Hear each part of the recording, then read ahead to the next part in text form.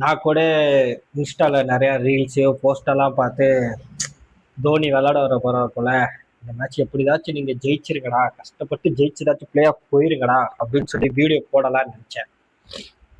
புரிஞ்சுக்கங்க, உங்களுக்காக இல்லை, ஃபேன்ஸுக்காக கிடையாது. என் தலைவன் தோனிக்காக எப்படிதாச்சும் என் தலைவருக்காக ஜெயிச்சு பிளே ஆஃப் வந்துடலாம் அப்படின்னு நினைச்சேன். நான் கடைசியில் போய் இப்போ போய் பார்த்தா தலைவன் விளையாடவே இல்லை. சரி, ஓகே, அப்போ தெரிஞ்சு போச்சா தலைவன் ரிட்டையர்மெண்ட் கிடையாது, தலைவன் அடுத்த வருஷம் தான் வருவான், அடுத்த வருஷம் பார்த்துக்கலாம். இப்போ நீங்கள் இப்போ மேட்ச் விளாண்டுட்டு இருக்கீங்களே, இன்னைக்கு ஜெயிப்பீங்களா? என்னை யாராலையும் அழிக்க முடியாது, நானே அழிச்சுப்பேன். நீங்க 250 அடிச்சாலும் அவனுக்கு அடிச்சிருவானுங்கடா. ஏன்னா அவனுக்கு அப்படிதான் பண்ணுவானுங்க. அப்புறம் இன்னொன்னு ஏதோ சொல்லியிருந்தீங்கல்ல, எவன் காலையும் பிடிச்சு நாங்க பிளே ஆஃப் பண்ணணுங்கிற அவசியம் இல்லைன்னு.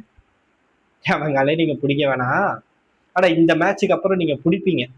எல்லா மேட்சையும் உட்காந்து பார்த்து எவன் ஜெயிக்கிறான் அப்படிங்கிறதையும் பார்த்து, எவன் தோக்குறான், எவன் எவ்வளோ ரன் ரேட்ல தோக்கணும், எல்லா கால்குலேஷனும் போட்டு தான் ஆகணும்.